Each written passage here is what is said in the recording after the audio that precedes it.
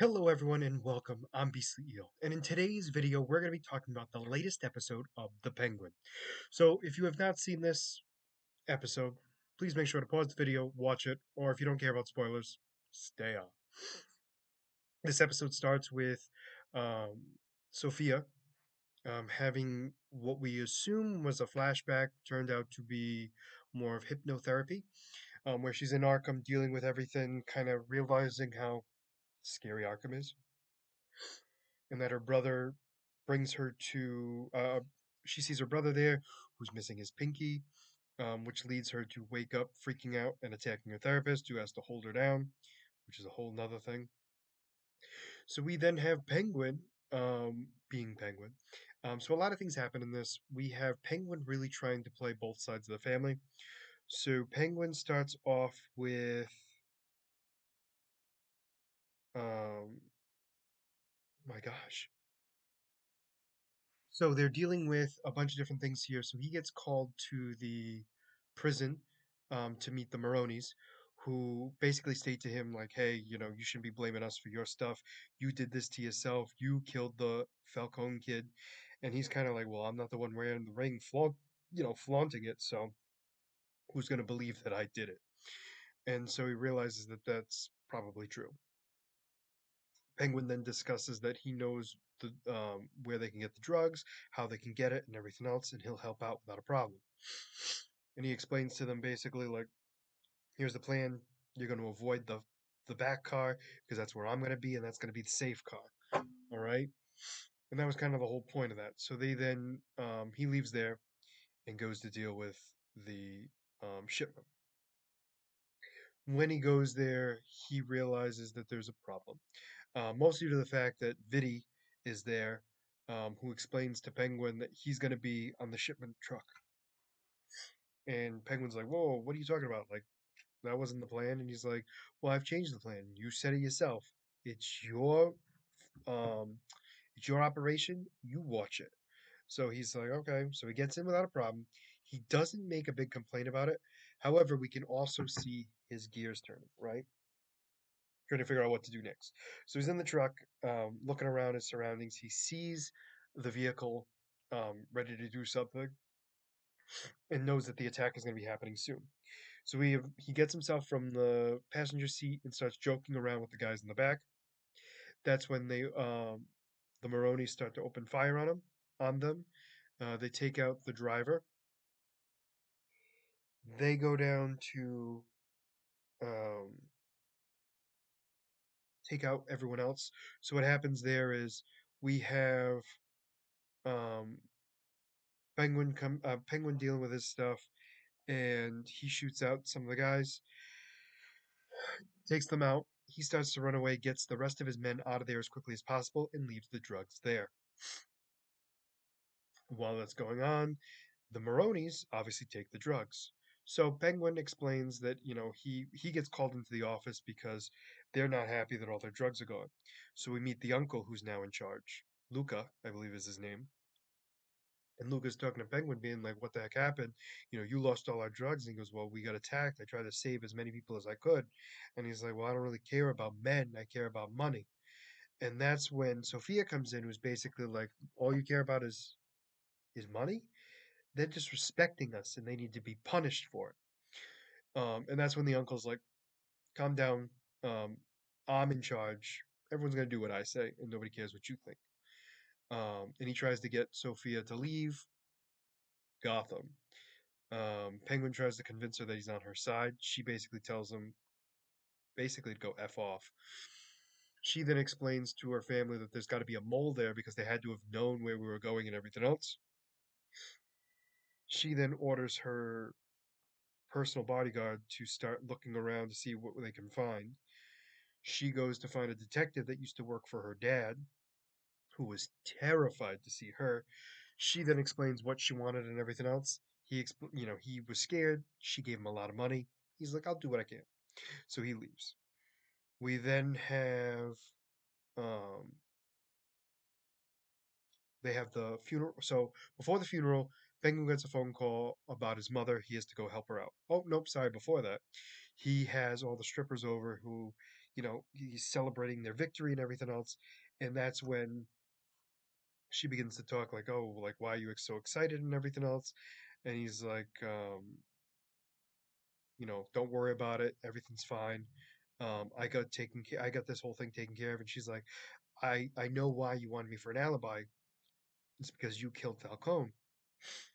And he basically admits it to her. And she's like, you're really putting my girls at risk, and I don't like that. He's like, don't worry, I got this thing. I always come out stronger than ever. And so they agree. He gets a phone call about his mother. He goes out there to deal with it. She's having more issues with her dementia, and that it's progressed significantly. Penguin just pays off the landlord to basically keep him to watch her and keep her inside the house as much as possible. He calms his mother down. He then goes to the funeral, which he was late for. In fact, missed the whole thing. He tries to give the blackmail information from about Vidi to Luca, who doesn't want to even speak to him whatsoever. He then goes to speak to Sophia, who basically is explaining like she's not a big fan of him, blah blah blah, but also talks about how like, oh, I didn't see you there. Sorry, meaning at the funeral. And he's like, oh no, I was there. I was in the back, thinking about how your brother would have hated it and how he. And she's like, yeah, he would have left. He would have left and wanted to find a better party. They laugh. They go their separate ways. He then goes to figure out what he's going to do next, but he gets a text saying they need to meet. He goes to meet the Maronis again, who then try to kill him because their man is disappeared and taken out of the hospital, most likely from the Falcons. So Penguin's like, I don't know what you're talking about. That's not something that should be done here, blah, blah, blah. She orders the kill. He explains he's got blackmail. He apparently has he has Vidi um, with photographic proof that he's sleeping with Luca's wife, and that's a whole nother problem, right? So they begin to deal with that. He um, he gives it to them as proof that he wants, you know, the Falcons to go down. The wife basically explains that that's fine and dandy, but you better get our man back, and if you don't, you might as well be dead. So he goes to the coalition there, and he starts stuff right away. So he tells Vic to plant the jewelry inside Vidi's car, which was a problem. We'll discuss that in a second. So Penguin starts talking to Vidi, saying, "What the hell is wrong with you guys? You capture somebody from the Marone family, and you don't tell me, and they're in the basement. You think I wouldn't find out? This is some stuff that you got to let me know, especially because I'm out there on the streets." They then find out what's going on. Vic gets found out that he's trying to do something. He runs away and tries to escape. That's when Penguin has to change the plan because he finds out that Vic failed, and there wasn't going to be enough evidence to prove that Vidi was the bad guy. So he kills the Maroni and disappears. Sophia explains to Luca what was going on. They all go down there and see that the Maroni man is dead. She realizes there's got to be somebody treachery in the group and everything else, and so they order everyone into the main hall. They all get searched for weapons. Penguin still has his. He gets into a fight with Vidi. A lot of the guards pull him off, and he sneaks the knife onto the personal bodyguard of Sophia. So it gets found out that he has it. He's trying to cover himself and everything else. Lucas shoots him dead, and he's basically like, "All right, everyone, get out of here. We're done." So Penguin thinks he's successful. He starts to celebrate, gets all excited. He then gets a phone call from Sophia, who wants him to meet at the grave site of where her parents are and her brother, and explains that that was the guy that she trusted more than anything. And Penguin was like, "Hey, I'm here to trust, for trust and everything else." So the episode ends with the two of them agreeing to work together to really run the town. And man, a lot of stuff, okay? Because we get to see Penguin's ability to see a situation and do so much better after the fact. Meaning, like, he's so great at thinking on the fly, it is ridiculous. And this is really shown in this series completely. Realizing his plan's not working and trying to figure out the next best thing to get him basically what he wants. And although at the end he kind of burnt his bridge with the Maronis, he was able to do enough to get Sophia, who he thought would never be on his side, to actually be on his side. And Sophia clearly has got her mental health issues, which shouldn't be all that surprising, especially since she went to Arkham.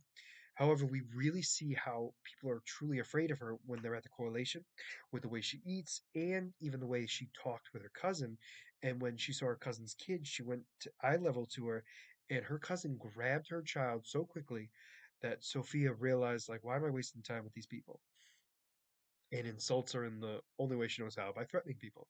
So we have that going on too. So I'm very curious to see where the rest of this series goes because it right now it seems like he burnt that bridge with the Maronis, and I'm very, very curious how the rest of that's gonna go. Because I have a feeling Sophia's gonna be fighting, obviously, for her rank in the family. Penguin's going to be helping her out. We also have the Maronis dealing with their thing as well. So we have all that going on all at the same time. So I have a feeling we're going to have a mini gang war starting in the next episode. Nothing major, but enough to show like wars coming in the most chaotic way possible. But overall, very excited with this series. This episode was very well done, in every way possible and just well written. But let me know what you guys thought about this episode down in the comments below. Did you like it? Did you not? And why? And as always, if you like the content you see, please make sure to like and subscribe down below. Other than that, this is going to be Beastly Eel signing out. Have a great night. Bye bye.